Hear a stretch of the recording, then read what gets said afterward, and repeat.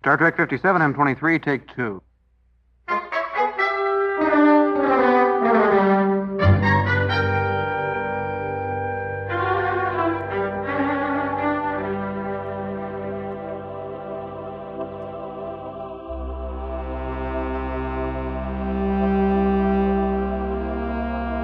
It's the It's Got Star Trek podcast.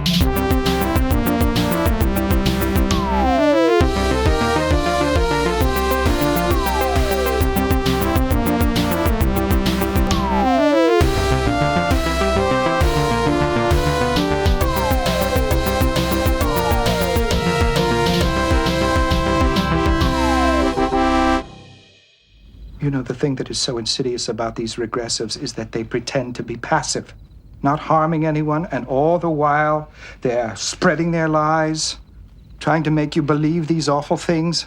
Why would they do that? They have some twisted ideas about resisting progress, which they think gives them the right to hold us back in any way that they can.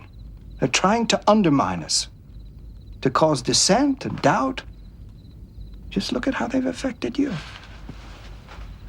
But what they're saying is so horrible. Yes, but it isn't very plausible. Karenna, think. A secret conspiracy against their people? Organized murder on such an enormous scale? Do you really believe that your family and friends are capable of that? Speaking of reporting neighbors, Are you talking about turning in your neighbors?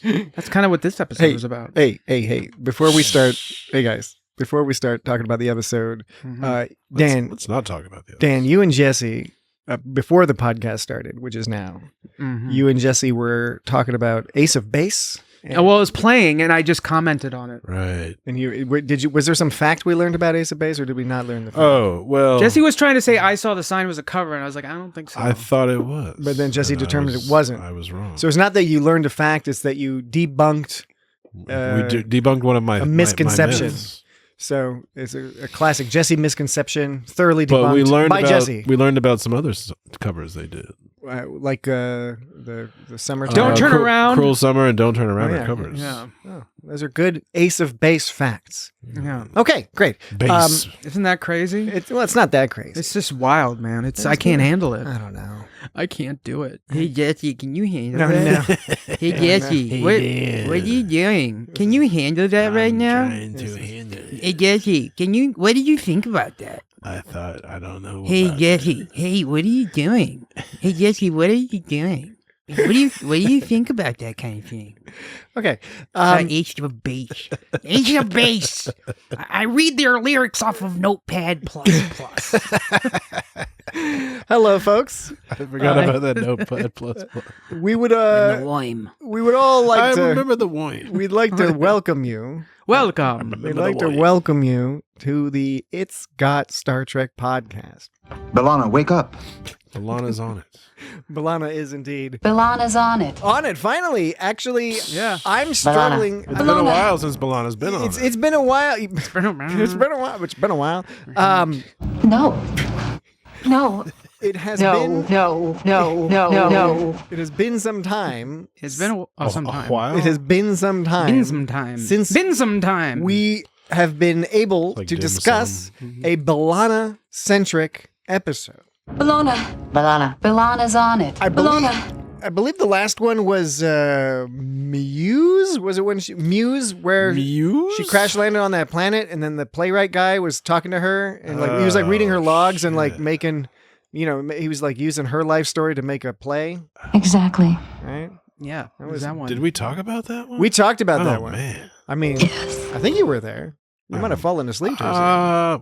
That's likely. Yes. We totally talked about that one. Yeah. That one was an okay episode, maybe a bit, That was wonderful. maybe a bit forgettable. No Maybe I pun should intended. revisit that. Yeah. Now, this episode, we are not talking about Muse. No. We are talking about Remember. I find it impossible that any of us could be doing this purposely.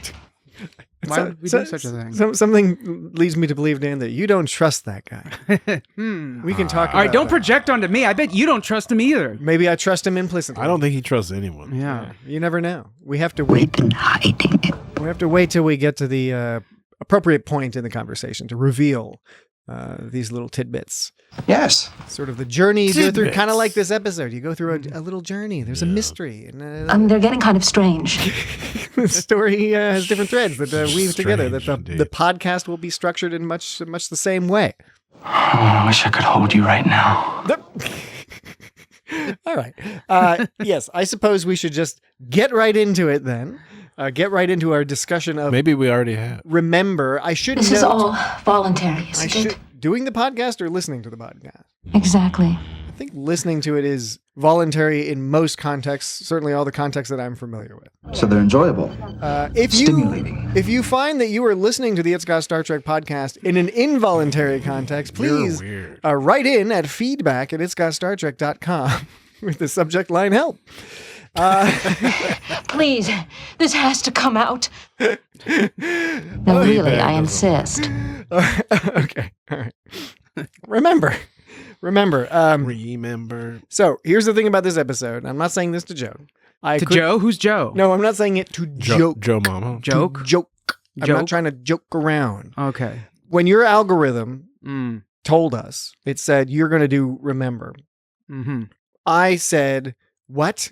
I said, I don't remember, that episode. And I've watched Voyager many times. Don't remember. I remembered the name, but I couldn't remember what the episode was about. Yeah. But I figured that once I started watching Remember, I would then remember. Mm-hmm. Remember. I remember their weird shit on their hair. And indeed I did. Mm-hmm. I remembered once it started, I was like, oh yeah, I remember. Because No wonder you've been confused. And I think it was the hair tissue. I think it was the moment Bruce Davison walks in. Bruce Davison. That's right. Oh, he's the guy who's He's that guy. he's in a lot of things. He's He was in Jarrett. an episode we talked about recently. He was of Jarrett. Enterprise. Yeah, he was on Enterprise the 7th, Yeah. which is a cool episode of Enterprise. We discussed that episode in in Seinfeld. it was episode 231 of It's Got Star Trek. Is when we discussed the 7th. I recorded, and okay. I probably Not that reason. I probably should have used some more discretion, but I recorded the whole scene where he was being extra fucked up to B'Elanna/Karena.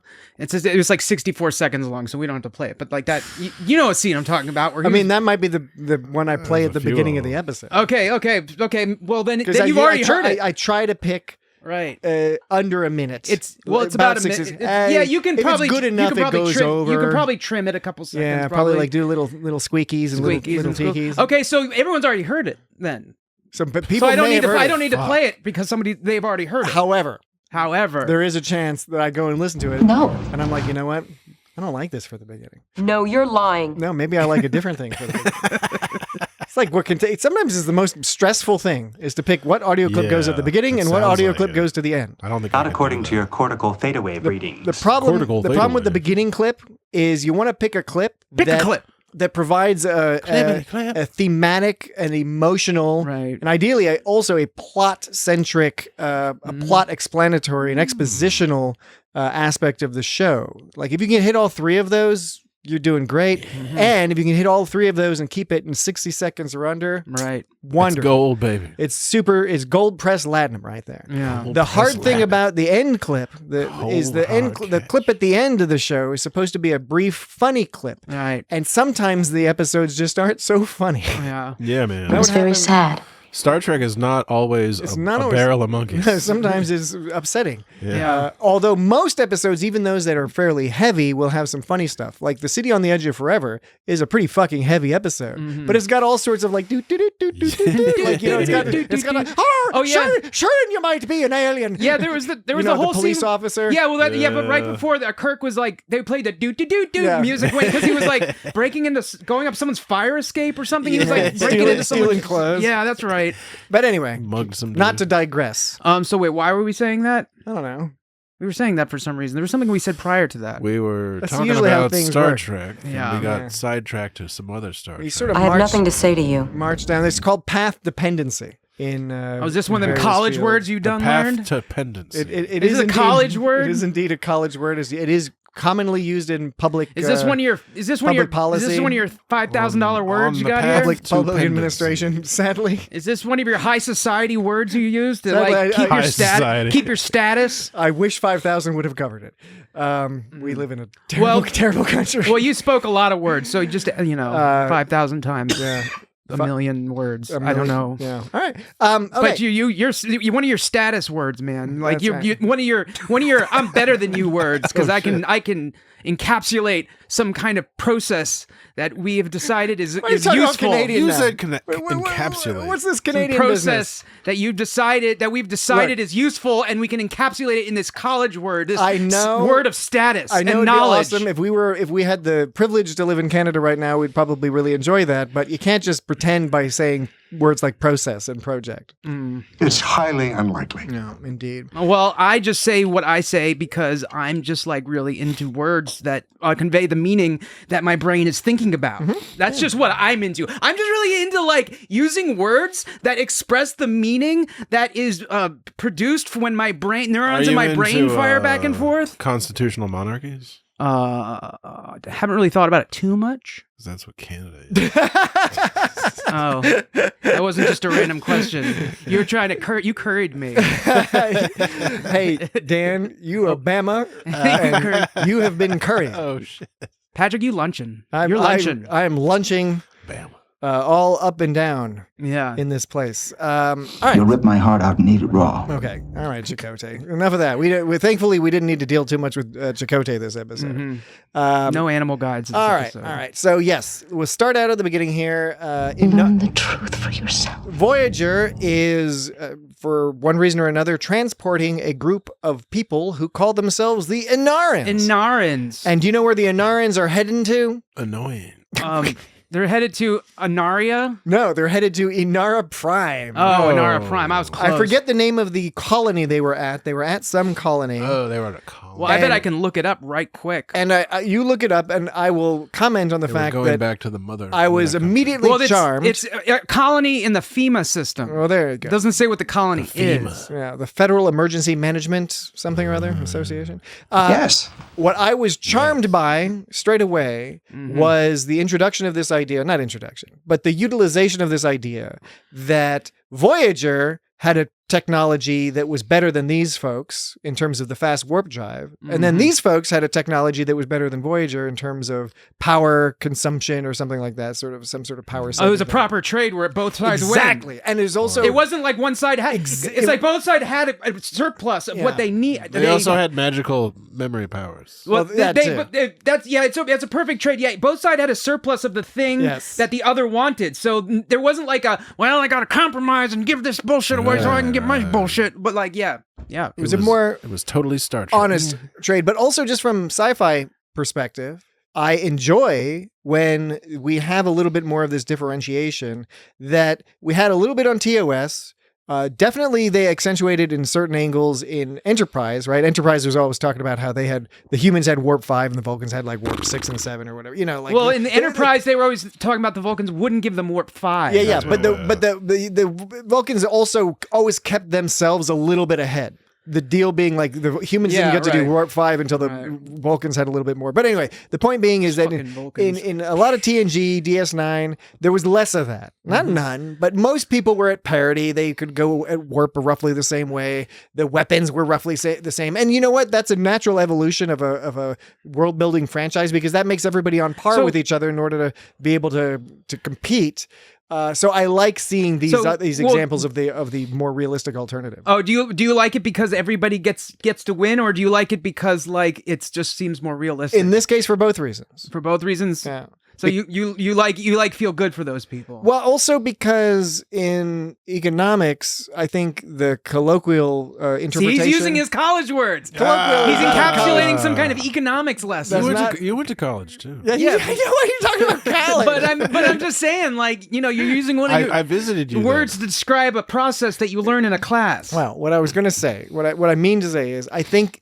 Certainly in the U.S. and probably some other places as well, there is sort of a belief that trade is aggressive and adversarial by nature, and that there are always winners and losers.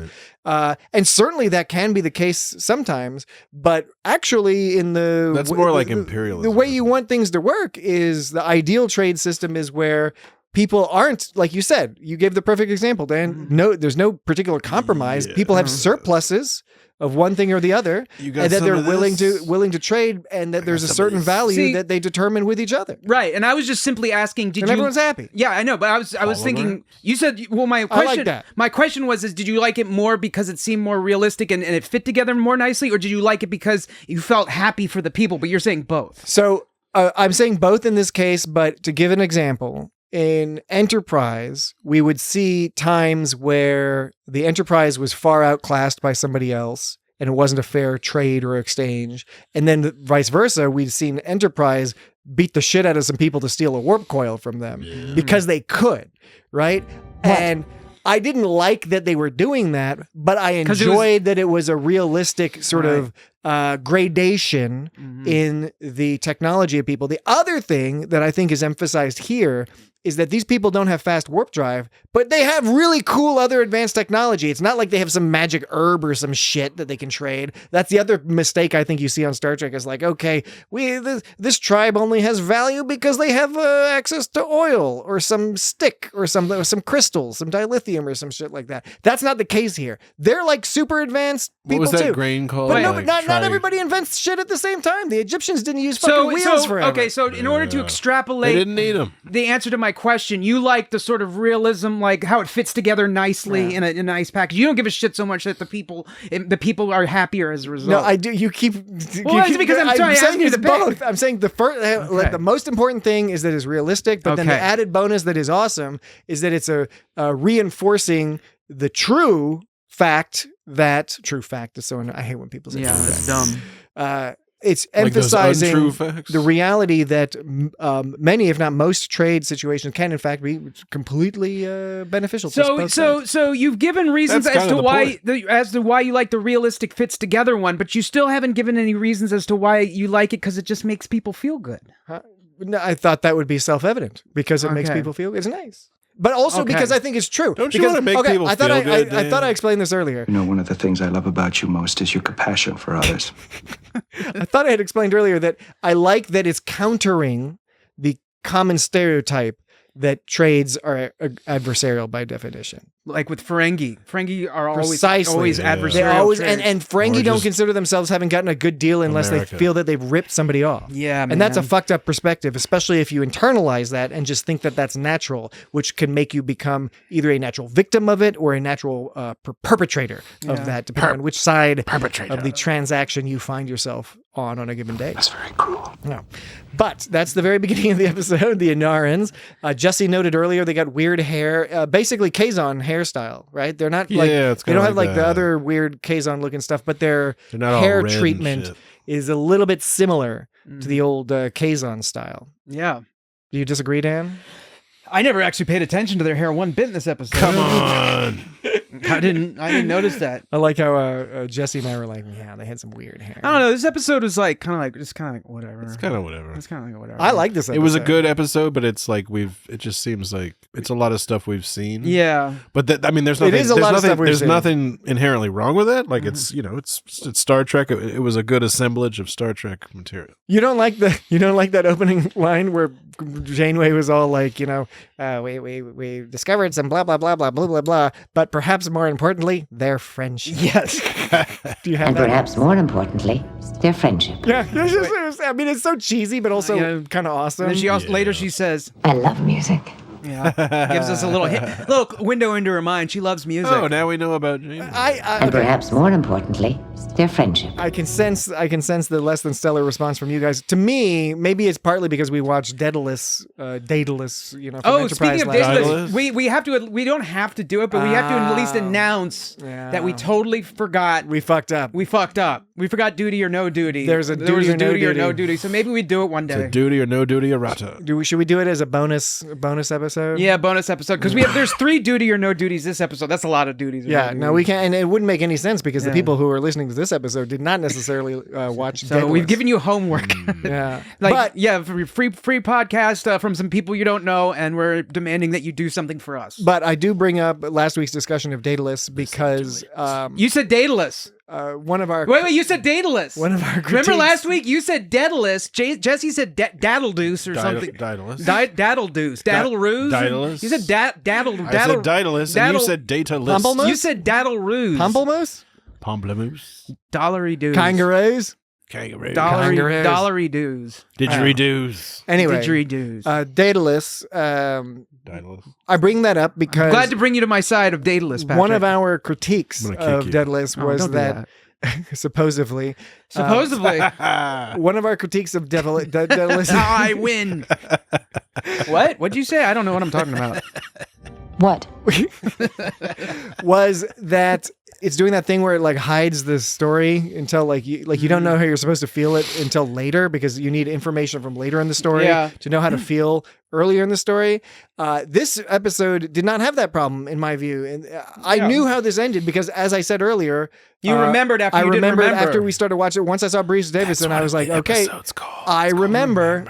So I remembered how it ended. I remembered the kind of cool twist, and I know we'll talk later about. But you were too late. How this is very derivative of like a bunch of other Star Trek episodes. But unlike Daedalus, this was very nicely written in that as you're going along, you are understanding and learning and feeling the emotions you are intended to feel by the writer. Learn the truth for yourself. It all builds to maybe it's predictable, maybe not, but it still builds to a sensible conclusion. It was well put together, absolutely. I'm not trying to criticize it, and like I'm just saying, it's there's a lot of Star Trek episodes that are a lot of a lot of other Star Trek episodes. A lot of I like sort of like the slow sort of turn, it wasn't technically a turn, but like the crescendo of Jareth's like evil assholeness until by the end he's like being super weird and evil to his own daughter. Like it's fucked up. Yeah. The whole thing at the end was really fucked up. I think that part at the end with him and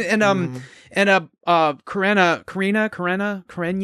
That was like I thought that was like definitely my favorite part of the episode. Like that was one of the better Star Trek moments I thought. It was just so like I just felt so awful after I saw it. To me, when he's like that's very cruel. One of the values of this episode is I think it's a pretty realistic depiction, if condensed, of course. Finish your Taran juice. And embedded within It's good for you.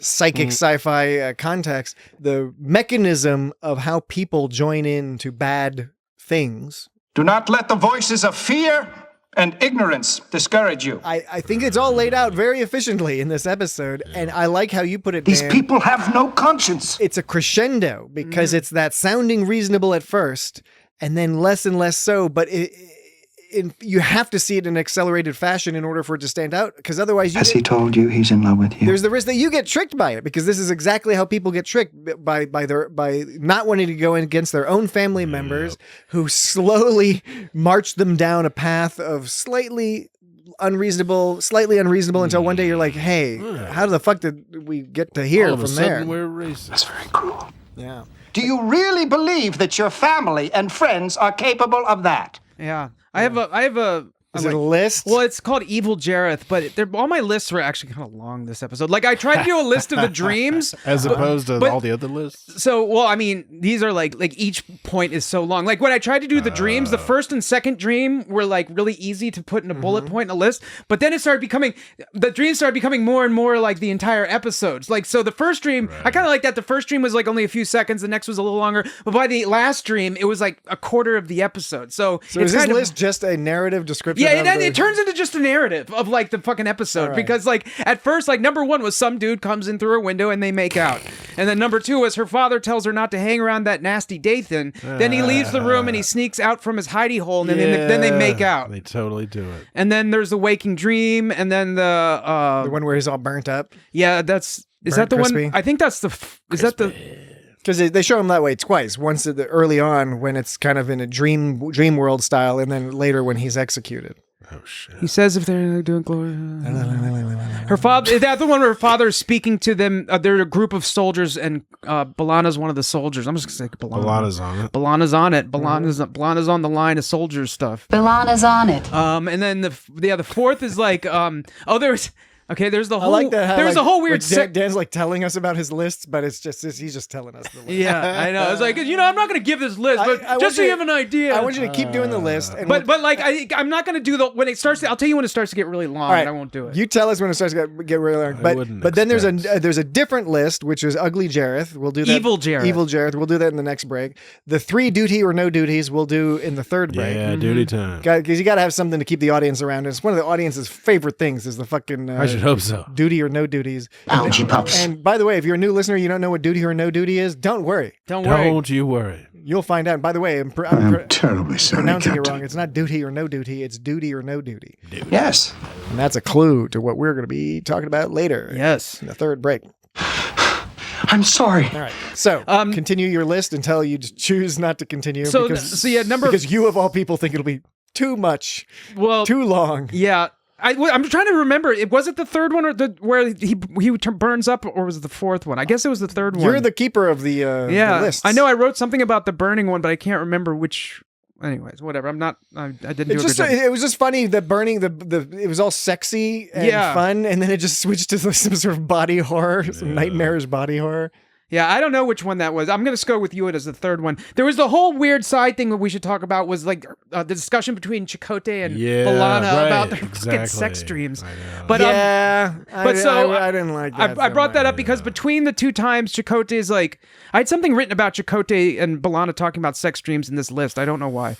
It's related to the dream. It's like a footnote. It's a footnote. Yeah, I think it's a footnote. You're right.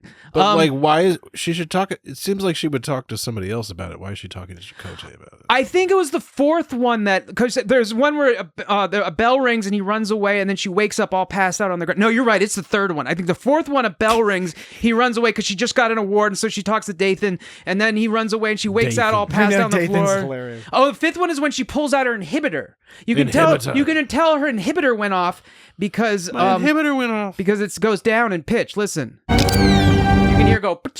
Is that when she tucked it off her? That's her dream inhibitor. Off her neck. Yeah, and then a bunch of shit comes up. That's the first time the term regressive comes up in her fifth dream, and that one's pretty long. And then the sixth one is the last one, and that's just like super long. So yeah, that was my anticlimactic, half-ass explained some of the list. I don't think it was that anticlimactic. It was definitely a list. It was. I listed some of the list items, and I bailed on like the series of items, and I bailed on the last 3 items, but decided to tell you I was telling you what my intention was, but they did not make the cut. You did so out of a kindness. I think out of a kindness to both. It was still a performance. The audience and your co-host. You've done. One of the things I love about you most is your compassion for others. You've done us a mitzvah, Dan. Oh wow! Thank you.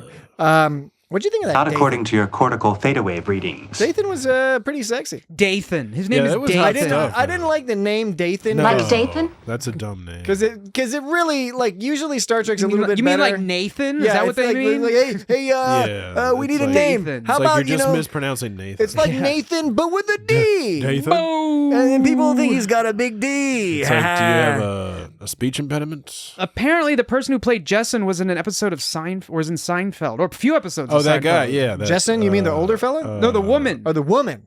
Which woman?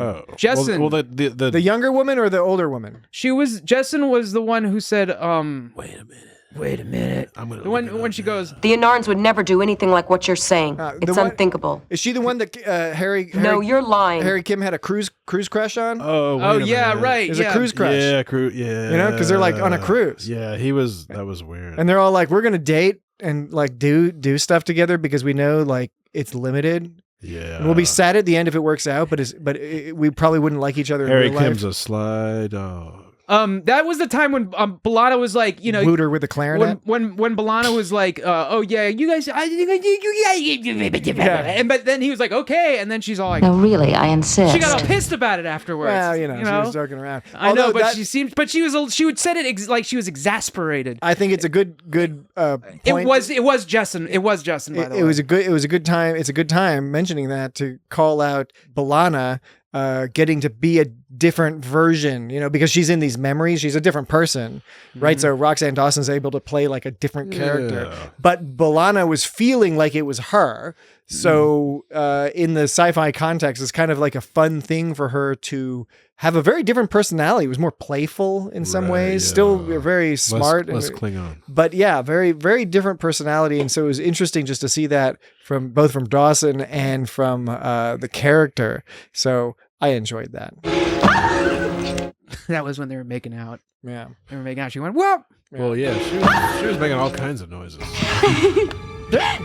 See, these are non-Balana-ish types of exclamations and sort of non-Star Trek as well. Yeah, well, a little bit.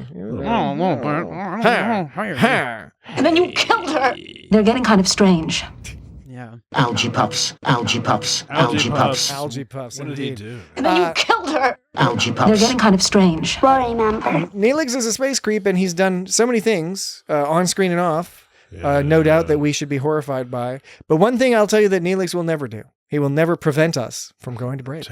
What? It's time for a break. Whoa, how'd we do that? Dathan guy went to T.C. Williams. No, that's a local high school. The actor that played, That's the same. Now it's called Alexandria City High and School. that's the movie that, or the school that movie was about, like Welcome to the Lions or whatever. Right. What was it called? Remember the Titans. Oh yeah, that's right. I remember the Titans. I kind of want to see Welcome to the Lions. I don't know if they have the same name, but they changed the name of the team. They changed the name of the school. All right. Blah, blah, blah, blah. Local facts. Local facts. Time for a more. Logan's Plaza is now called Graham Park. More local facts and Star Trek discussion when we get back after the break. More Star Trek. Indeed, we will be right back. I'm relieving you.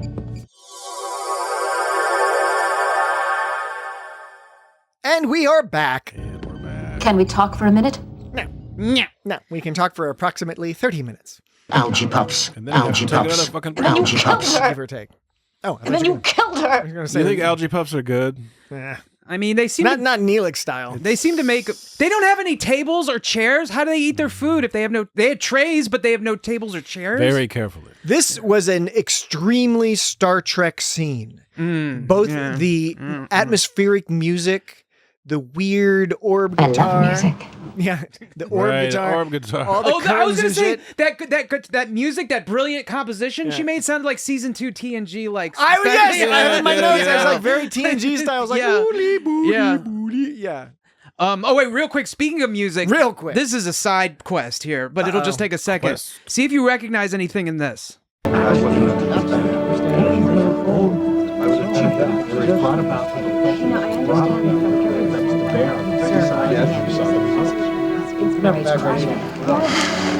I'll play the shortened version. Let me play the shortened version. And please specify, because I was listening to the. Should I be listening to the voices or the the music? I was music. listening to the voices. Okay, the music. All right, I was I'll like just- intently listening to the voices, and I Okay. thought I was hearing. Do you want me to play clever spells and Do you sort want of me to play incantations? the voices were kind of loud, but like, do you want me to play like the full again or just the shortened version? You can play the shortened one but we're gonna pay attention to the music. Yeah.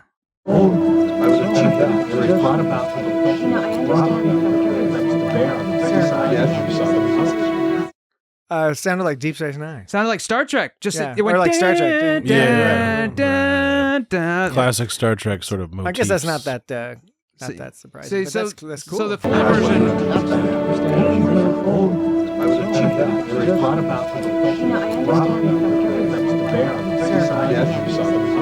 But then it goes off there. made it sound even more Star Trek-y. Just Yeah, like you so- said, TNG Yeah. style. So I guess that wasn't a side quest. That strengthened the point. that was a main quest. Yeah. Are Yeah. you a genius of sound? Nothing is impossible if you want it badly enough. Well, because earlier he was playing a bunch of sounds together, because every now and then Dan will get a little bee in his bonnet, or That's one way whatever, of putting it. whatever the young kids say these days. I don't even know if the kids talk about bees or bonnets these They days. say like some kind of skibbity or something. Yeah, skibbity toilet instead of bees and bonnets. But Dan will get a bee in his bonnet, figuratively, of course, and Not- with some not sounds, actually. and he'll take a bunch of sounds. And he'll be all like, Take a bunch of sounds. and they sound all cool together. It's like this. They'll like overlay them and stuff. Algae pups, algae pups, algae pups, Yeah. Algae Well, pump. Not there- jokingly. there you go. algae pups, And then you algae killed pups, her. And then you killed algae her. pups, And then you killed algae her. pups, And then you killed algae her. pups, And then you killed algae her. pups. How's that one? Yeah, it was all right. It But won't happen again. I always enjoy it. I always enjoy. They're getting kind of strange. They're getting kind of strange. They're getting kind of strange. They're getting kind of strange. Strange. And it was wonderful. And it was wonderful. And it was wonderful. And it was wonderful. Algae puffs. It was wonderful. Algae puffs. Wonderful. That's hard. Too hard. You think algae puffs are a little bit fishy tasting? They taste like they probably taste of the sea. They seem like they taste of the pond. All I could think of were those veggie fries, like bag chips. They're not chips, but you know those puffy snack in a bag that they're like shaped like fries. They're like Andy Cap. Veggie sticks. Do they still call them Andy Cap? Is that still? Do they still call those? You mean those about the cartoon hot character fries? that beats his wife? Yeah, and he has the he fries. gets drunk and goes home and just hot beats fries? the shit out of his wife. Yeah, do they still have the hot fries named after that character? I'm not 100% sure if the character is still involved, but they do have hot fries. Yeah, I'm just wondering. Yeah, because it used to be Andy Cap's hot fries. Yeah. I don't think I'm not sure if they still have the character or not because I'm not sure if they wanted to. It seems like they wouldn't have that anymore. Well, you don't necessarily want to associate your tasty hot fries snack with spousal abuse. Well, I mean, but like. Is that what the deal with that guy was? I think that was the deal with Andy Cap, wasn't it? Oh, shit. Yes, right. Did he beat his wife in the head and he like kicked dogs on the way home? Wasn't that like the whole joke? Yeah, but people didn't care about stuff like that back then. No, they cared. They thought it was funny, I think. Yeah, I think that was the punchline. The punchline is that like he socked his wife in the jaw. Everybody voted for Nixon. No, I know. What I'm saying is they didn't care, meaning they didn't get angry about it. They thought it was funny. Yeah. And the name Andy Cap, there's also probably not something. Because he like kneecaps people. I don't think that's why they called him Andy Cap. Wasn't that his job? I thought that was his job during the day. Like he kneecapped people all day, then he got drunk at the bar, and then he went home and socked his wife in the jaw. And you got some hot fries. Yeah. This may be a deliberate act. Indeed. I have nothing to say to you. Anyways, point being is when you talk about algae puffs, I think about those hot fries, but they make veggie versions of hot fries that are like green. I and thought stuff. you were talking about the snap peas. You know those are good too. Not real snap peas, but the chip ones. Harvest crisps or whatever they're called in your jurisdiction. They might have different names in different jurisdictions. I don't care what anyone says. I like Sun Chips. I think they're good. Oh, Sun Chips are good. They're just they're really not healthy. No, they're horrifically unhealthy. They're like way worse for you than These people have no conscience. They're just like some straight up potato chips. Intensely bad. I didn't know that. I just love that people are like, hey, it's got the word sun in it or some shit. It must be. It's multigrain. It's like it's multigrain. It's like fried and just like grossness. It's unthinkable. No, it's tasty. So okay, do we want to talk more about that scene, or do we want to move on to Sex Dream? You're all ready to go. How about this? Let me insert one thing before the sex dream because I think it'll lead well into the sex dream. Insert? Are you going to insert it? Very blue. Wait. Very blue. Wait. Are you going to insert it? Because if you do, Please, this has to come out. Oh my god. Yes. You and your blue humor. Blue. I think it's funny. We see this recurring trope in Star Trek of a Starfleet officer oversleeping. Right. Second time. It was the second time. And the fact that they've overslept is a shortcut indicator to show that something terrible is happening. Mm-hmm. Right? Yeah, because everybody's always punctual. Exactly. They're all Starfleet officers, and it's so out of character. They show up early. Yeah, it's so out of character to be late for your shift. That when somebody oversleeps, it's like, oh my god, are they under the control of an alien? Right. Yeah, I know. Alien creature. They're having sex dreams. Have they got some sort of disease? Is this a trans-dimensional portal opening up? Yeah, Chakotay wasn't even mad. Are they being kidnapped by creepy, clicky aliens? He was like, having surgery done? That's fine. Yeah, Chakotay was like, oh, I guess she's going to bed early to tell me about. Yeah, this that's later. what's so weird. It's like, first of all, that she went to bed early just so she. I mean, I get it. They're really realistic dreams, but it's kind of funny. Even though they're super realistic, the idea that you're going to go to bed early to get back to your sex dream. Yeah. Now, do you think is what made that exchange creepy? The writers, or is it Robert Beltran, or is it the character of Chakotay? A little bit of all of them. I think at the root it is though kind of unusual. I would think to talk about such things with your superior officer, even having not been in the military, and even though they were in He's the XO. Even though they are kind of in an unusual scenario where they're forced to get really close with each other. So I guess it makes sense. But yeah, something about the Chakotay thing was all like, and I'm gonna tell on you, and she's like, when he said like I'm gonna tell on you, he looked all serious, but he was just being weird and creepy. It seems like traditionally that's the kind of thing you share with another crew member, or somebody more at your or somebody level. that's the same rank as you, or not. I'm not a girl. Not the second. I'm not a woman though, so I don't know if that's what women do with each other. Well, fair enough. You haven't seen that film What Women Want? No. I've only saw with part Mel of Gibson? it. I've only saw part of it. Right. Yeah, somehow hasn't. To tell the truth, I haven't seen it at all. I'm familiar with. I saw the preview for it. I'm only saw part of it. I think I vaguely remember that movie from like what, way long ago. Wow. 30 Suffice to say, we certainly can speak for women because we're all feminists. So we can speak on behalf of women because we're. Sensation was just a little. I think we know what to say. We're allies. We know exactly what to say about women. Right. So she was she kept telling him first she told him after she was late for the second time. And this is not a list. No, this isn't a list. This is just a recounting. This is a series of facts. This is you making an editorial critique. We're making a podcast. Precisely. It's called a podcast. That's right. You are using your critical skills so to analyze and discuss this episode. So I think one of the things that was creepy about Chakotay / Robert Beltram was when he said so they're enjoyable, stimulating. That was fucking weird. Yeah, it was a little, I didn't like it. Yeah, I didn't like it. It ruined the dreams. She goes, she says, these are the most sensual dreams I've ever had in my life, and they feel absolutely real. Like, there's no... Klingons don't dream. There's no bones about it. She's not hiding anything. She's letting... And she talks about how she's in love with the guy. Yeah. They're really sensual. Right. Like, there's no, like, I wonder if they're sex dreams. Like, they are sex dreams. We know it. He knows it. If you were having dreams like that, are you just going to start spouting off to, like, fucking Chakotay? Well, that's my point. That's my point, right? You know, like she knows it, but, like, he knows it, too, and now they get to talk about it together, and they get to be all... Maybe they're just really close buds. I don't think so. Then they are in a sense, but and then she talks about a little weird. And then also when she's getting all boned when she's talking about like kissing her lover, she's like, I was kissing my lover. You know, it's just like she was like, I was kissing my lover. Yeah, you know, it's a very good B'Elanna Torres. I was impersonation. I was kissing my lover the other day, and it was very sensual. It was stimulating. And I think I'm in love with my lover. Was that B'Elanna's on it. Before or after his skin sloughed off? That was actually right before his skin sloughed off. That was that scene. So yeah, full body deglovement.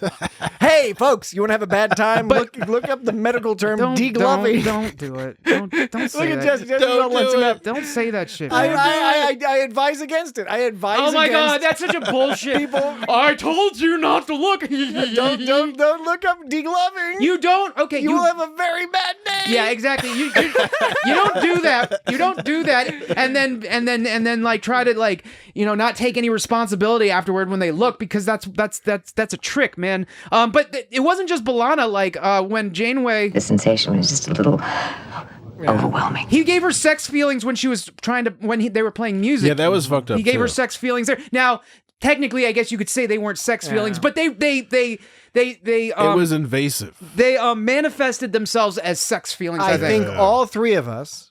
They've been in the Delta Quadrant a long time. To varying degrees. They presented as sex feelings. The strong feelings presented as sex. I think all three of us have been in musical scenarios in which that so-called the angel's voice or whatever they call it, when everything's harmonizing and there's that like extra little vibration. Of course. I think I know what you're talking about. I think everyone's had, maybe not everyone, but I think it's not uncommon for music to be associated with a sort of sensual, even ecstatic, let's say an ecstatic feeling, which can overlap. Your big toe shoots up in your boot. What? Well, I was just going to say it overlaps with sort of sexual feelings, but yes, your big toe ends up in your boot. Is that something that I should be knowing? No, Jesse, it's probably some Civil War phrase. Yeah, that's right. Little Richard used to say that. Oh, Little Richard. Okay. This guy knows what's up. That was wonderful. So I was more forgiving of it in the Janeway context because, first of all, Janeway herself was making these exclamations immediately after having the experience in front of everybody. It was in front of everyone. That makes it more uncomfortable. Yeah. Yes, but it also makes it it's not unusual for her to have made some comment about it. She's the captain. And she was still fairly restrained about it, as opposed to... as you noted, right? She wasn't late to fucking duty, whatever. Yeah, exactly. As opposed to B'Elanna's just like, man, these dreams are getting me so fucking worked up that I don't, I'm sorry I'm late, but hey. I don't want to wake up. This is most uncomfortable, Captain. I think it's made more uncomfortable when the full context is understood that this is one of those Romeo and Juliet except Juliet turns Romeo into the Nazis. Yeah, I know. And watches Romeo get his skin degloved, burned off, vaporized. I for some reason I got a kick out of this part. That's why we keep this gate here, to remind us never to be stubborn and backward. I know they were going for that, but like something about it just sounded so like blatant. I don't know how to describe it. It was just it was an interesting cadence. It was a little bit over the top in a way, but at the same time it amused me. Just the way stubborn or backwards. Well, it accentuated the absurdity of the statement. Yeah, I know, but I kind of liked it. Yeah. But when you know what this story is all about, then the weird focus on the sensuality and the sexiness at the beginning.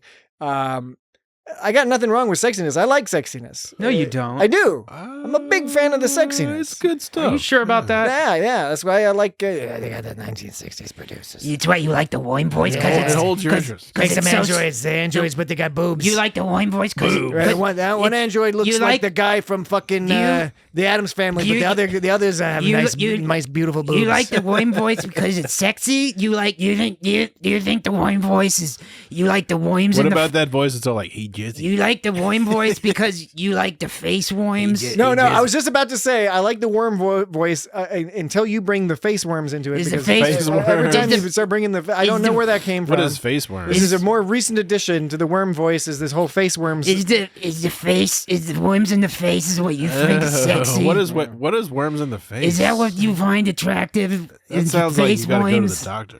When you have sex dreams with B'Elanna, do you wish she had face worms? Face worms.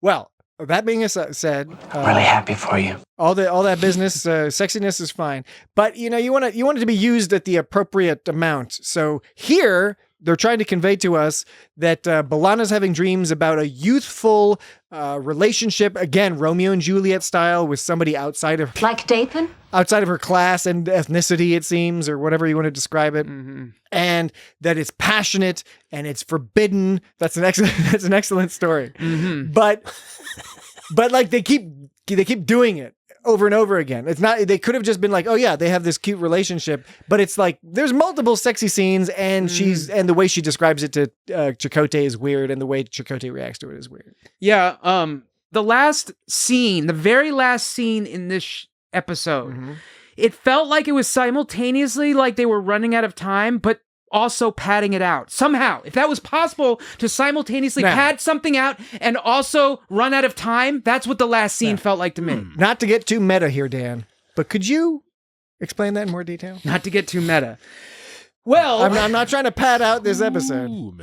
Because, like, I get it. Okay, so, like, first of all, like, where did this episode end up? It ended up, like, I mean, the whole thing about B'Elanna at the end, she was trying to sort of, like, she didn't really handle that the best way I think she could have handled that, just sort of storming into the room and basically saying, like... But it's in character. It is in character for B'Elanna to do precisely that. Yeah, that's right. And Janeway said she might have even done the same thing in the same situation. So she might have done the same thing. So she goes into the celebration and she accuses everyone of those people of treachery. And we established that's probably not the best way to go about it, but that's what B'Elanna does. And then she jumps to the conclusion that he used her mind brain to find Jorah Morell, right? Like used my mind brain. That's how he was able to kill her, right? And I don't doubt that this is true, but like, how would she know that? Was there something else that Jorah Morell told her through telepathy that would say that she, like, how would she know? She's just assumed. I think it's meant to be ambiguous. Yeah, I know, and she's just assuming that that's what happened. And he like I like that ambiguity. That's the thing I liked about this episode was that I think we're meant to believe that they did the genocide, but I think beyond that we don't know if they murdered this old lady or if the old lady just died. And the thing, but B'Elanna is so convinced that it happens, and then at one point she's Tuvok goes like, there's no evidence to support what you're talking about. Evidence. There's absolutely no evidence. Okay, let's do it. Man, you piece of shit. Sabotage. Chief O'Brien. Oh my Evidence. God. So pretty good. He says there's no evidence that this happened. Evidence. And then didn't B'Elanna basically say something like, well, they could have used their mind powers to like change the truth around. She suggested it as a hypothesis. But by that same rationale, you could say like somebody else used mind powers to fuck up, to give B'Elanna false memories. And so her Janeway didn't go for it. Well, she didn't use, but yeah, she because it doesn't make sense. Well, she didn't specifically say she didn't go for it because of what I just said right then, but it's just like B'Elanna wasn't seeing that, like, the same thing she's accusing them of, she could be just as guilty of. And I'm not trying to gaslight her in any way, but it gets tricky to prove these things when telepathy is your only evidence, you know? No, I don't disagree. And I think that another strength of this episode is the whole scene with Janeway basically walking B'Elanna through the fact that saying like, hey, you're not necessarily wrong, but there's nothing we can do about it for moral reasons, for practical reasons, for legal reasons. These are all the reasons why life just kind of sucks sometimes.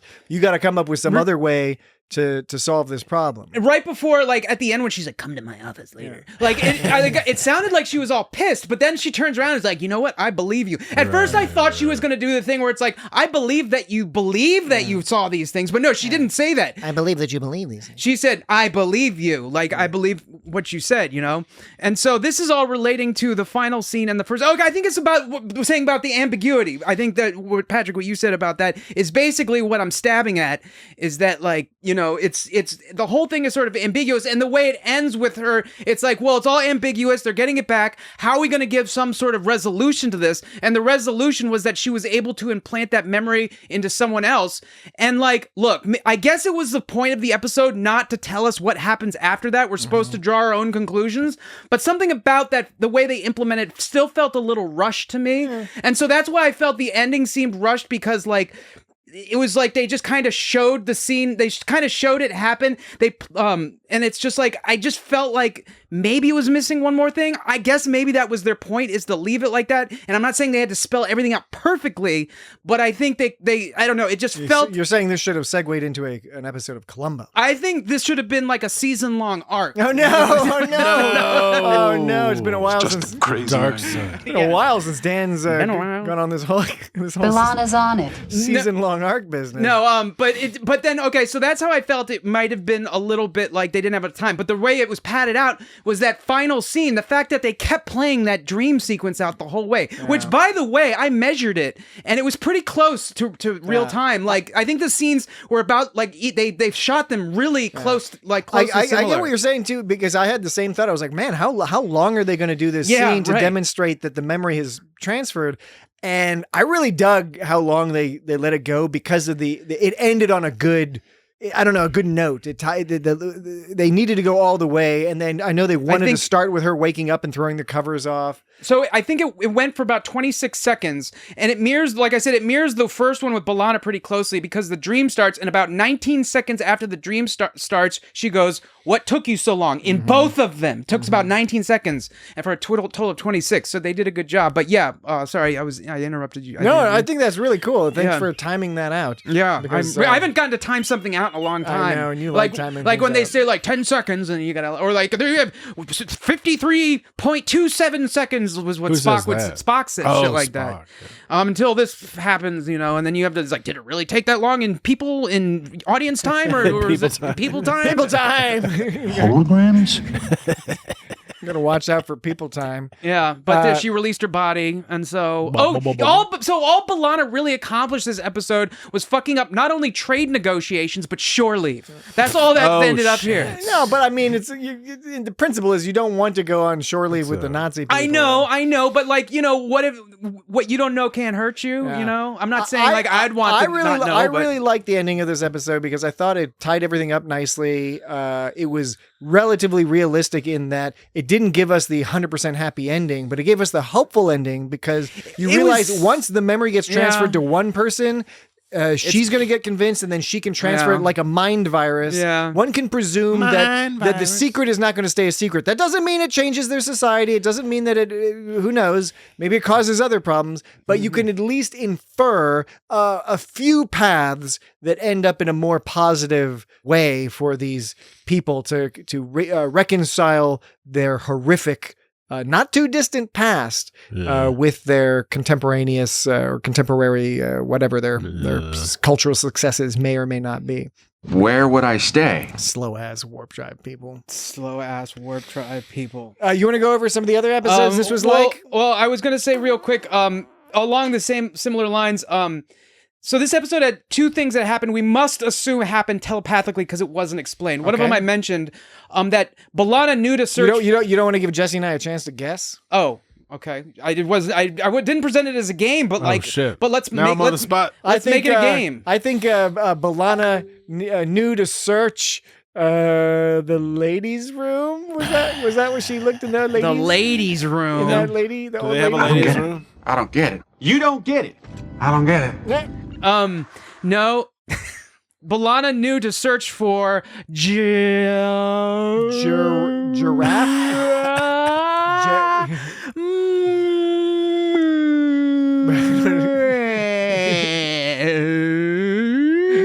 You're making some funny faces, but you've lost me. Sort of. Do you have any guesses, Jesse? What was that again? Okay, I'm just gonna say it. So one of the things we must assume happened telepathically because it wasn't explained was that B'Elanna knew to search for Jorah Morell after waking up from one of her memory dreams right after she was killed. Like it was because of the cut. She knows because Jorah Morell had a prominent scar on her cheek when B'Elanna's character as Corinna got a deep cut on her cheek. She made the connection. She's like, "Oh, I'm Jorah Morell." Wait, are you sure about that cut thing? Yep. I didn't make that connection. Am I just stupid? No. No, you're not stupid. Am I stupid? No. Are you guys saying I'm stupid? I never said There's so. a great deal of evidence There's some other stupid Evidence! against the proposition that you are stupid. However, you may be inattentive. I don't get it. You may have been distracted. I don't get it. You may have been tired and shagged out after a long squawk. I don't get it. And when you watched this episode, just didn't catch that Jorah Morell had on her right cheek a fairly prominent scar. Yikes. Okay, okay, that's how we're supposed to know that she knew to talk to Jorah Morell. I don't remember when did they point out Jorah Morell's scar? Like just her walking around. No bullshit. You're making this it's up. on her cheek. You're making this Do up. a Google image You search. just see that Okay, shit. there's no way that they can expect the audience to put that together. I think that the only reason she knew Jorah Morell was in trouble because she sensed because Jorah Morell gave her brain connection waves or something, and she was able to feel it. Or it was the scar in her. I thought it was because it was through telepathy, like she could feel it. Because through telepathy, she could feel it. I get that you thought that. She was like, oh, I'm getting through telepathy. I can feel it. I can smell it. I can feel it through You can telepathy. smell it. Okay. Okay, well, you disagree. That's fine. Telepathy is not about smelling. No, you can smell it. That's from Eddie Murphy. Yeah. Okay. Number two. Is it raw or delirious? I don't. I always remember not which one. They all kind of run together. Yeah. The second one then. Okay. Explain this one, fucking Einstein. Okay. Jor-Brell, who's the guy who gave Janeway sex feelings. You mean the fellow who was on like 8 Is Enough and like a bunch of other shows? He was one of those guys on a million shows. Yeah. Well, he used Jor-Brell used mind brain to telepathically. Yeah. That Jor-Brell. I like when you have trouble reading your notes, considering they are typed notes. I know. Like my handwriting is Jesse bad. handwrites his notes and never has a problem reading them. I got to stop using wingdings. That's the problem. Is I use wingdings. Are you using Notepad++? Why are you using No, wingdings? that's the problem. Is I'm not using Notepad++. Notepad. Google Documents. It's not doing me a very good job. You use Linux. It's more like a Notepad minus if you ask me. Hey Jesse. Hey Jesse. Yeah, that voice. Hey Jesse. Hey Jesse. What are you doing? Hey Jesse, what are you doing? I'm having a hard time reading my notes. Hey Dan, your notes are typed on a computer screen. So we just have to assume that Jor-Brell used her brain to telepathically find Jorah Morell so he could kill her. But I guess B'Elanna, we kind of get told that. But like when we're watching it, at the time we're watching it, there's no way for us to know how that Jor-Brell used her mind to find it. And I know it's like a mystery or whatever, but it's like there's no way mind to find it. I don't know. My interpretation was that because B'Elanna had brought this B'Elanna's on it. Brought this problem to the old dude and explained the memories, that the old dude knew enough to know, oh, that sounds like what's her name? Jor-El? Jor-Brel is the dude. And what's the lady's name? The old lady? Jorah Morell. There's Jorah Morell and Jor-Brel. All right, so Jorah Morell, I think he probably was like, you know what? That sounds kind of like her upbringing. Maybe he even knows about I think they're expecting the audience to assume a little too much for those parts. I think that's a fair critique. There are some shortcuts taken here. There are. You must try some of these delightful algae puffs. Indeed. But we don't want to take a shortcut when it comes to a break. Did that make any sense? That didn't really make any sense, did it? We'll take a break cut. I'm not coming up with a good segue because the clock is ticking, but we do need to take a break. So how about this? Let's go ahead. We're going to do that, and then we will conclude our discussion. We have, I think, a list of evil business, and then we have some duty or no duties that we won't forget this week, and a few other concluding points. So all that and more when we get back. Fuck off. No, don't fuck off. It's a podcast, so you can just stay. You don't need to change the channel or anything. And you definitely don't touch that dial. You don't want to miss out on the duty or no duty. Don't change the frequency. Indeed. What's the frequency, Kenneth? Is it amplitude modulated or frequency modulated? Yeah. All right. Is it an ultra high frequency or is it a very high frequency? Ultra. Right. We're from the 1980s. We'll be right back. Leave it all behind. And we're back. What took you so long? I was kissing him, my lover. That was the longest break ever. That was a lot of Jesse noises you decided to just start making. Just kept going like thubba, thubba, thubba, thubba. I don't know what your point is. You're going like thubba, thubba, thubba, thubba. Was Jesse tub thumping? What's your point? You're just going like squirk, squirk, thubba, thubba, thubba, I was thubba. squirting in your face. Squibbert, squibbert. We've got a few things to go over, a few lists and other activities. Of course. But very, very quickly, I did of course. bring up a couple other episodes that I think this episode draws from. We already mentioned the Muse, and the Muse is a little bit more indirect, but the Muse is a story about story, right? And for a good chunk of this episode, B'Elanna's motivation seems to be, at least in large part, curiosity as to how this story in her dreams is going to end. It was almost like a meta tale. Yeah. It was kind of interesting. And the Muse is a little bit like that, a story about storytelling. There are also some similarities to TNG's Violations. That's that episode where they're carrying some telepathic people, and a telepathic guy mind rapes Troy. It's like a terrible situation. Now, this is not that. No, it's not exactly that. It's something actually. It's about genocide. It's another very serious, heavy topic. I'm very glad to hear that. But definitely some flavors there. And then, of course, there are similarities to The Inner Light, where the idea of an important memory being I know it is hard to face, but you have to. It is too important. Transferred into somebody for the purpose of saving a civilization in some sense or another. So those were kind of the three that jumped out at me. I'm sure there are other examples that this draws from Star Trek as well as you really like this episode like a lot. No, I don't. I enjoy it. I think it's a decent episode. I think it's a pretty good episode. He's trying to downplay it. It's derivative because, as I just mentioned, it is pulling these stories from other places, but putting it together in an interesting combination. Totally. Gives B'Elanna something fun to do. Although B'Elanna's on it. B'Elanna is not unusual for B'Elanna to have to play a different version of herself. It's happened a few times. B'Elanna's on it, including it's kind Voyager. of in Muse. It's got, remember we were talking about Voyagers always having these crazy dream sequences. This is another example where there's dream sequence. You're right. You're right. Wasn't it In the Flesh? No, you're lying. I forget. There's a lot of recent Voyagers that we've discussed had some form of dream sequence action. This may be a deliberate act. There's not much to do out there they're all like lost in space. Might be. So yeah, there's derivative elements to it. Don't let the memories die. You can make some guesses pretty early on as to where things are going, but and there's that Chakotay stuff. I agree is weird, but other than that, there's intensely bad. Get some solid stuff here. It's an interesting story. I think it makes a good point, a scary point. I think it makes one of those sadly altogether continues to be relevant points about how otherwise good people can slip into horrific behaviors and can appear to be the nicest, most generous, most wonderful people. And it turns You'll out change your mind when you see the Dalius cliffs at dawn. the Damien's cliffs at dawn. That's what changed their mind. That's why she decided to go back to the side of her father, because she saw the Dalius cliffs at dawn. That's she changed her mind. Before she saw that, she was really into Dathan. After she saw those cliffs, she was like, no, we got to send him away. Well, and there is a moral tale about the ease at which people can drift into horrific fascism and genocidal abuse of whole groups of people. These people have no conscience. Which is ironic, because they're the ones who had no conscience. Well, he's the total projector. Jareth, He's the projector. Everything that Jareth says about those people are things that he's doing. So there's that lesson. But, do you really believe that your family and friends are capable of that? But in addition to the episode clearly stating the thesis of the episode that genocide is not good. It's no good, man. But in addition, they have the lesson... We're being slaughtered.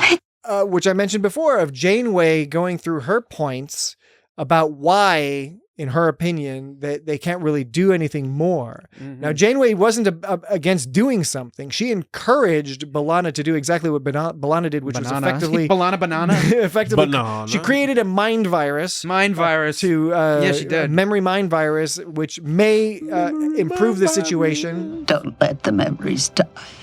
So that's cool.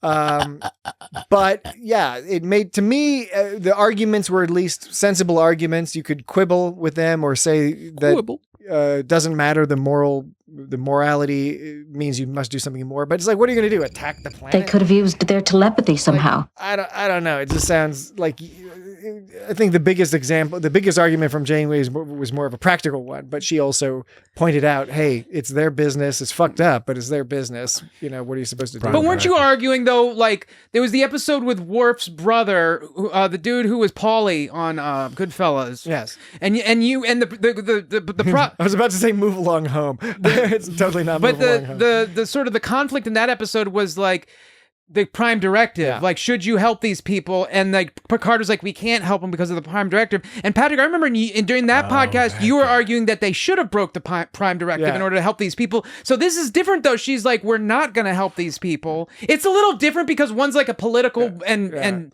well, not just a political, just straight up war. You know, so one's a war. The other is more cut and dry because with Worf and his brother, they were just saving people from being like some natural disaster. My argument in that episode, which was, what is that episode? Home? Might be Home. No. It's Worf's brother, Paulie. Worf's brother, Paulie. I know that. What's that it's called guy's My name? Brother, Paulie. Paul Sorvino. Paulie, my Kadich. But in that... No, wait. Was Kadich? That's a Worf thing, right? That's a Klingon thing. Bakish. Eat the quiche with my Kadich.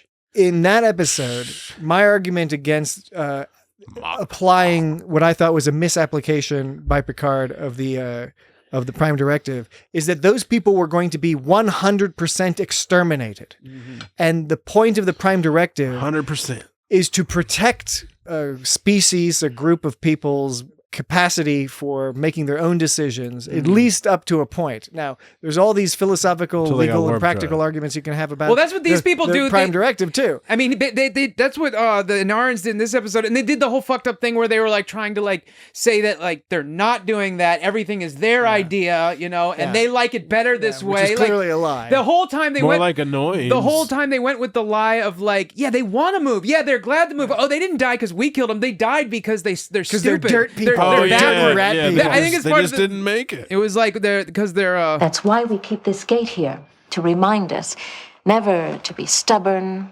and backward. Backward. Yeah, that actually has a double effect because it keeps people inward too. Mm-hmm. You know, I mean that's what walls do. They keep them out and keep you in. But it's how walls work. Artificial separation. But anyways, yeah. So, and I think part of the thing though too wasn't just that it was their business. It was also like there was no plausible evidence, like there was no evidence to support. So I think it was both, like the fact there was no evidence, and plus there was too many questions. It's about racism. I mean, and again, like if they knew for certain, if they saw them murder a bunch of people, maybe Voyager might have gotten involved. Then, but again, what would the resolution be? What's the mechanism for action for a lone Voyager with no starbase to refuel or anything? Where they're going to attack a whole planet? That's true. And these people are technologically technologically sophisticated. They've got slow warp, That's but not even everything else is. It's not even one of the advanced. bigger ships in the fleet. Yeah. So it's just sort of like, okay, what's the plan here? We're supposed to what? Just like beam holograms at them, being like, you guys are assholes. You're all assholes. I don't know. I appreciate that it's not a happy ending in that sense, in that you would like to see some sort of retribution, and all they give you is a thread of hope that in time something may have been set in motion by Voyager's interaction with them, and B'Elanna transferring this memory that she had gotten from the other person. Star Trek because hope. B'Elanna makes the point, I think quite correctly, is it's not just this one woman who has this memory. Thousands, no doubt, hundreds of thousands of people might feel guilty about their participation, and so maybe this memory was transferred just in time to the youth to go seeking out transferring memories from their meemaws and peepaws, and whatever they call them locally. And that could set off a whole revolution. That's totally plausible. I don't get it. Well, will it happen? We don't know. But at least it's plausible. But it allows us to have a little bit of hope while preserving the, again, more realistic, realpolitik version of things that Janeway has to deal with all the time. Janeway is such a great captain in part because of their scenario. She's often having to deal with some crazy shit and make some pretty fucked up decisions. Yep. I mean, Tuvix, of course, is a famous one. That's right at the top of the list. Right? That was wonderful. But yeah, you got. I might have done exactly the same thing. That's a Janeway. That's a Janewayism right there. Remember one episode we played like, what is that's so Janeway? Yeah. It's pretty Janeway. Exactly. I might have done exactly the same thing. Like she says that, and you're like, of course. Yeah. You got to bring back that's why so Janeway. She brought you. Yeah, but we got to play another. There wasn't a lot of Janeway in this episode. Yeah. This was a B'Elanna heavy episode. I believe that the memories you experienced were real. He specifically looked for evidence to support your accusations. He didn't find them. Evidence! All right. What's the list? List of evil Jareth business. Yeah, this is actually I haven't reviewed this list, and I think it's just quoting from the episode, so it's not even really I'll try to do the thing where I read it really fast, and you kind of put together what based upon the words I skip. Not fast enough. I'm going to skip words. So I don't know if we might want to stop this list halfway through. Stop this list. This is 2 lists in a row where Dan's like, this is some fucked up bullshit list. Yeah. This isn't a good Everyone's idea. Everyone's going to hate me. I'm supposed to sell this shit. I'm supposed to be like, this is the best list of all time. I'm not. I'm not doing. Supposedly. Supposedly. Plus. I'm not doing what you're supposed to do in show business because we're in show business. I know. Totally, dog. It wasn't our choice. When Torres says, "What isn't fair that you treat him like everyone else? He's different. If you just talk to him, you'd understand that." In reference to Dathan. He's different from the other rat people. And then Jareth goes, one of the things I love about you most is your compassion for others. Dathan. Like, that's an evil thing to say. Like, to take, like, it's condescending, Right. and he's trying to, like, compliment her, but also, like, use it to put her down, to say that she's Right. naive, You know what basically. this guy- That's your flaw. And he You goes on, like you're still people. young, you don't realize there's people who might take advantage of that, and promise me if you go up to him again, you'll just walk away, He's a bad Classic dad. bad guy. He's a bad dad. Bad dad Yeah. behavior. So that was Evil Jareth number 1. Evil Jareth number 2 was this one. Finish your Terran juice. It's good for you. That was just like What's Terran juice? That's sort of nailing home like him, like he treats her like a child. Do you think Terran juice is made from fresh squeezed human? Squeeze weasels? Squeeze weasels? What? What is that? I said band? Terran because it's Terran means human. Maybe use some kind of Terran squeeze weasels? I was thinking the same thing, like Terran. Yeah, Jesse distracted me with Squeeze Weasels. Yeah, is that the distracted name me of? as well. Is that the name of a band or something? No, it should be, though. The Squeeze Weasels. Maybe that could be our band. The Squeeze Weasels. I like that. Squeeze Weasel. Isn't that funny? Squeeze Weasel. Squeeze Weasel. Totally. Just start walking around all day going, Squeeze Weasel. That's Squeeze how you make a special drinks. Do it until they don't sound like words anymore. They're just weird sounds. Squeezel basil. Squeeze Weasel. Squeeze Weasel. Okay. Yeah. It messes with your head. Yeah. Today, the third is when he's talking to the second dream, talking to the soldiers. He's like, today, with the advent of terraforming, we stand ready to take another leap forward into an era of expansion colonialism. You will show us the way. There are some who will resist. That's bad news. Do not let the voices of fear and ignorance discourage you. Claim your rightful place as leaders in the new era. The future of Inara is in your hands. He's making them. That's fascism. He's making the people who don't agree with like their own business. Like the Narans have their own business, and they're taking other people who want to do their own business as a threat. Instead of just like they're doing their shit, we're doing our shit. There's like, no, they're a threat. And on top of that, he's telling the civilians that they're the leaders, of course, the future leaders, but he's trying to make them feel like the leaders when all this is manufactured by like him and his crew. Yeah. Like they're not the leaders. They're just like being handed like some bullshit that he fucking did. This is a classic tactic. Right. You create racial hierarchies and you reinforce them through propaganda. Yeah. And by creating the racial hierarchies, you can step on somebody's neck as long as you tell them that they get to step on somebody else's neck. Right. Yep. Because people just a crazy idea. are that's how you maintain control. Awful. Well, I was about to say people are stupid, but to be fair, people are scared. Yikes. Right? People are like, okay, my neck's getting stepped on, but it seems like it's going to get stepped on one way or the other. So maybe it gets stepped on less if I step on this other person's neck. A lot of people, unfortunately, think that's a good deal. I'm not joking, Lee. Yeah, I know. Number 4, Torres goes, this is all voluntary, right? They want to be resettled. And he's like, Jareth goes, of course, although it's impossible to understand what these regressives want. They simply don't think like they don't think like we do. How do we relate to people who refuse all but the most primitive technology?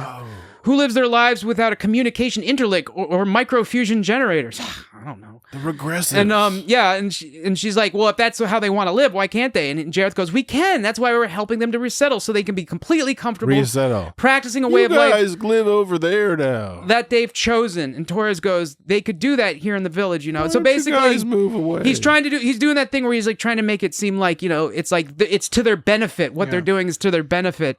And she's basically calling him out for saying like, none of what you're saying is making sense. That person could totally live in their house and do exactly what you're saying. Yeah. So that's when he eventually gets down to what you'll probably bring up when he's just like, they're diseased, filth, plague people. Yep. And when that's always where it comes down to is like, these people spread disease. You have to get rid of them if they spread disease. Yeah. And to say that you want to, how do we relate to people who refuse all but the most primitive technology? It's just the wording he uses. Like, you don't have to relate to them. like by definition, it seems like it's like pretty fucking easy to not relate to these people. It's okay to not be able to be like, hey buddy, how was the game today? Right. You know, I can't talk to him about the football game. About what did they play? They probably play some mind ball. It's like, we don't get to talk to the mind Amish. Ball. Yeah, that's what they were, right? Or Mennonites. Beard or no beard? Beard. That's the question. Isn't it button or no button? Button or no button? Evidence. Number 5. There's 6 points, so we're running through this. Jareth goes, they have some twisted ideas about resisting progress, which they think give them the right to hold us back in any way they can. They're trying to undermine us to cause dissent and doubt. Just look at how they've affected you. And Berlana goes, what if they're saying, she goes, bleh. But she goes, but what they're saying is so horrible. Oh yeah, he's talking about like what they're saying is happening to him is so horrible. Okay, so he's like saying, he's saying they're trying to, okay, this is the point to pay attention. He goes, they're trying to undermine us to cause dissent and doubt. Basically saying like, that's what they're doing to us. And she's like, but it's so horrible. What's happening to him? And he goes later, he immediately contradicts himself actually, in the same conversation actually. I think it's like the next line actually, not later. He goes, yes, but it isn't plausible. He's like, think, a secret. Plausible. He goes, Karina. I'm sorry. Look, dude, I was totally letting it pass. I was fine with it. I wasn't going to laugh at all. But he laughed and made me laugh. I'm so sorry. I want to distance myself from Jesse. I'm trying to ignore him right now, but it's proving to be impossible. He's an imposing figure because he's older than us. Proving to be implausible. Okay. So, a little secret for the audience at home. Jesse's just a little bit older than us. Taller. So Dan and I are intimidated by him. Okay, I'm going to start at this point. Number 5. The point to focus on, he goes, they're trying to undermine us. They're trying to cause dissent and doubt. This is what they're trying to do. And then he immediately contradicts himself by saying, because B'Elanna's like, well, but what I hear is happening to him is so shitty. And he goes, but it's not plausible. He's like, Karina, think, a secret conspiracy against their people? Organized murder on such an enormous scale? Do you really believe your family and friends are capable of that? But that's what he's accusing them of. He's accusing them of trying to undermine and cause dissent. He's accusing them of a conspiracy, and he's flipping it right around. So exactly. Yeah. Classic propaganda. Yeah. Othering. Contemporary parallel. Tribalism. Fucked upness. Yeah, and then at the point, then the next part is just extra fucked up. He goes, I know how hard it is for you to accept that that anyone, even regressives, could lie about something like that, but it is all part. Okay, please. I'm sorry. I'm just trying to, I know. I'm hyping it up. I know, but last time that happened, this conversation got devolved into laughter, which is fine. I know it's good that people laugh, I suppose. Heaven forbid. But he says it's all part of their manipulation. These people have no conscience, you know, and he's once again accusing him of conspiracy. Dehumanizing, for lack of a better term, because it wouldn't be dehumanizing, it would be de-annoyanizing or something. I don't know. Yeah. De-annoyanizing. This is one I didn't review. I'm not sure where this one goes, but he goes, these people have no conscience. Okay, and then it goes on to say, this is point 6. They'll say anything to get what they want, like that boy Dathan. Has he told you this is that whole 60-second scene of him just being like really fucked up. Like he goes, has he told you he's in love with you? He's not. It's his way of gaining your sympathy, and not only yours. I've seen him talking to quite a number of young women. that trick. Has he been asking you to trust him? He's poisoning you against your own people, even your own family. That's very cruel. No wonder you've been confused, but now you understand what these people are really like. Like there's and the way he delivers that is like makes it even like 10 times worse. But he's just like the part he's poisoning you against your people. He goes, that's very cruel. Yeah. No wonder you. And he's like, no wonder you're confused. Like telling her what she is, you know. And as the objective observer, we are creeped out because we know he's lying. We can see the propaganda because we are removed from the situation. But at the same time, because Bruce Davison does a great job, and because Roxanne Dawson you're lying. Does a great job, we can see why she might buy this, why she might be convinced by it, especially when you add in the very understandable, the very relatable ideas of being pulled between your family, who seem to be nice, your well-off family. Dad seems to be a nice guy by his behaviors. We know he's not, but like he seems that way. Compared to this sexy like bit of side piece that she's got going on. Has he told you he's in love with you? No wonder you've been confused. And I think they don't really go into this. I think a more sophisticated version of this tale would make more overt, or I should say just make overt, this idea that part of her attraction to him in the end be revealed to be really just the forbidden nature of it. And that her betrayal of him is actually worse, potentially, I don't think this is in the text of the show, but I think it makes the story more interesting if part of this is that she realizes, you know what, I'm not actually this into this guy, because I was into him because I'm kind of racist. Yeah. You know what I'm saying? Like she's fetishizing him? She was fetishizing sleeping with, having a lover, having a romance. Having a lover. Romeo and Juliet, but in this case, class-based. Kissing him, my lover. My lover. Right? Why did she have to add that little part, my lover, at the end when she was talking to Chakotay when she said it? She's like, I was kissing him. It's gotta be creepy. You know, the person I was kissing, my lover. Just gotta, you know what, you gotta have Valana say her lover. She's gotta use the word lover. The kids are gonna eat that shit up. My lover. My lover. Jesse, how come you didn't like start saying like while Patrick was talking? You weren't going like I was trying to rein it in. Oh, conveniently when it's Patrick's turn. You were telling me I should back off. Oh, I wasn't trying. I wasn't saying. You're making me sound like an asshole. No, I was like, Jesse, back off, man. That's a reasonable request. Jesse, perhaps I was coming on too strong. Jesse, interfering with your point. Back off, man. That's what I did. Hey, man. Hey, you know what we can't do? We can't forget. So prove me wrong. Duty or no duty. We can't. Because your list is done, right? Yeah, my list is done. All right, list is done. Let's do some duty or no duty. We've been promising it. We forgot last week's duty or no duty. We got 3 this week, so. All right, duty or no duty. All right, Number 1. Listen close, Jesse, because last time we did this, Jesse and I were told our ears are crazy. Yeah. By most of our audience. By the world. Your ears got gaslit. They all in on it. It was like multiple continents came together to agree that Jesse and I were wrong. Let's see if we can do better. I believe that the memories you experienced were real. Okay, that's not being okay. Okay, number 1, duty or no duty. Your duty shift started 20 minutes ago. I tried to reach you on the comm, but you didn't answer. Jesse. Your duty shift started. Duty or no duty. You don't usually go first. Now, just to be clear, because it's been a while. It's been a while. If it's duty with a T, it's no duty. Right? Yes, it's duty or no duty. Wait, I'm sorry. I'm not trying to be a dick, but you haven't picked up on this one yet? You just confirming. Listen, man, I got a lot going on in my life. Okay. And we haven't always done this every week, and I just need a little reinforcement. Do it a lot. Okay, okay, no problem. So what say you, Jesse? No duty. No duty? You think it's a duty? Yes. Wait, okay, I'm gonna play it again. Your duty shift started. It's not the strongest duty, but your duty shift I think started. it's a duty. I say I'm gonna look over here at Dan because I want to see what he. I'm not gonna get mad. I want to see what he does. I'm not gonna get mad. I think it's a duty. I agree. Oh, I think it's a duty. I agree. Well. That's a duty. That's a big stinking duty. Far out, dude. Far out. Duty. Stinking. It's not duty. He says. Your duty shift started. He says duty. Okay, number as in poo poo. This is number 2. This is number 2. In case you don't know what duty is. This is number 2. Number 2. This is number 2. This is poo poo, otherwise known as number 2. That's funny. It's a feces joke. That is. Because number 2 means poop. Number 1 means pee. Number 3 is something else. I'm not concerned about the duty schedule, B'Elanna. If there's something wrong, I'm fine. the duty schedule, the duty schedule, the duty schedule. What's a duty? I say duty. I say duty. Duty. All right. It's much clearer in that one. Duty. Okay. Two Chakotay ones too. Yeah. Okay. Maybe that's just how he says it. The third and final. I'm giving you the next 2 days off duty. Use them to rest. Off duty. Off duty. Off duty. That's a no duty for me. I'm going to say no duty. That's, that's a nice crisp tea. I don't think it's crisp, but I do agree that it is a no duty. Although I think it's on the border for me. We might be primed to wanting to hear the tea because she says 2 days. Oh, that's a good point. As opposed to 2 days. Right. Off duty. Okay, wait. Let's hear the full one to see if that taints our brains. Taints. I'm giving you the next 2 days off duty. Use off duty to rest. Off duty. Off duty. Off duty.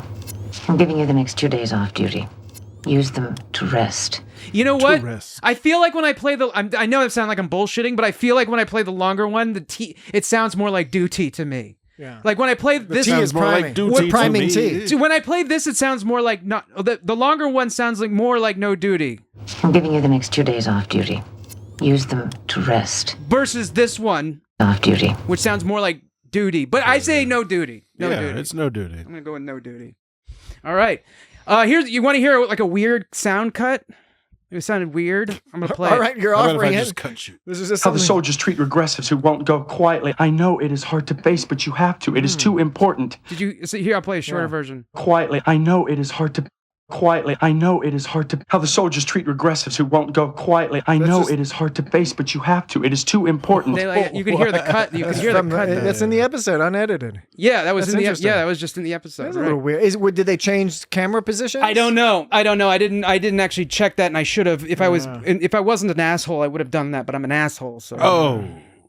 So yeah, I should check that, and I'll forget. But and speaking of, did you have a comment on that? No, I was just gonna say and I just like when Dathan. I like how he says this line. Nobody I know has had any contact with this new colony we're supposed to be going to. Had any. Wait.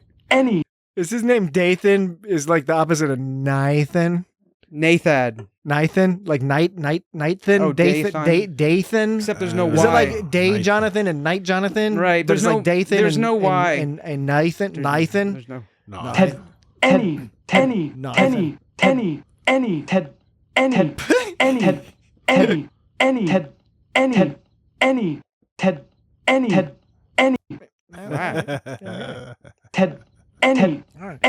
So, Jesse, any final thoughts about this episode? I think Dan has exhausted all of his thoughts about this episode. They're getting kind of strange.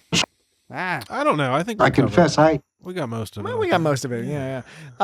You guys, not so hot. No. I like it probably a little bit better than you guys. Wait. Wait. I want to play the sound again. I like this part. No.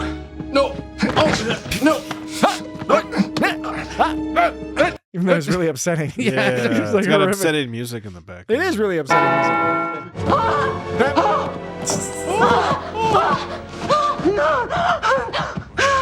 Bad.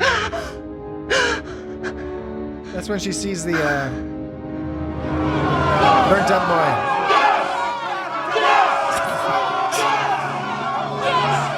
This went on for a while. Yeah, this is more fucked up than the episodes that had actual Nazis in it. Yeah, right. I know. Right. That's funny. All right. So that was Remember. We are now Betty Grable. Betty Grable came around that corner. What part of it would you say? Betty Grable. What was the other one he said? What do you mean? He said there was another name. He said, oh, wait. Rita Hayworth, Oh, yes. Betty Grable, Veronica Lake, Rita Hayworth, Veronica Lake, Betty Grable. And those are from the Voyager, the Killing Game two-parter, right? Because then there's also the Enterprise. One of the Betty Grable. One of them is from the Enterprise. Yeah. I don't know if all these three. I don't know if my sounds were all from the same episode. Betty Grable, Rita Hayworth, Veronica Lake. Veronica Lake. Anyway. Betty Grable. Rita Hayworth. Veronica Lake. All right, that's a guy who's frequently cast as a Nazi. You're here. No Nazis this episode, but plenty of fascists and plenty of genocidal maniacs. All right, so that was Remember. Next week we are going to be heading back in time to TOS. To TOS's Is there in truth no beauty? No, you're lying. No, that's what we're doing. Beauty or no booty. An excellent episode. I'm looking forward to that. It's been a long time since I've seen it. Dan's algorithm told us that's what we're watching. So is there in truth no beauty? That will be next week. I find it impossible that any of us could be doing this purposely. In the meantime, we can direct you to our website, www.itsgotstartrek.com, where in addition to other things that you can do there, you can sort the podcast episodes by series. Yes. So if you just want to listen to other Voyager episodes, go click on Voyager. I think it best that we now prepare for our departure, Captain. In the menu, and it'll only show the episodes where we've discussed Voyager, which is like 26 episodes. That's right, Dan. Yeah, no kidding. Yeah. See, we tell Dan this every week, and he just doesn't get it. It's highly unlikely. On social media, you can find us at It's Got Star Trek. I'm leaving, sir. We're on YouTube and Facebook and Apple Podcasts and all that good stuff. Like, and subscribe. Hey, especially YouTube. You don't got to watch us on YouTube because there's not much to watch. We put up a static image. We don't usually do actual videos yet. But if you can subscribe, that would be cool. It's helpful. Just subscribe. You don't got to pay attention to it. Just subscribe. But I don't think satisfying your curiosity is worth risking brain damage, Lieutenant. We look forward to talking about Is There in Truth No Beauty next week. And with that, we'll say a firm and hearty goodbye. We just go on our merry way and nobody ever has to take any kind of responsibility? Yes. You must try some of these delightful algae puffs. They're fresh from the oven. Harry? Maybe later.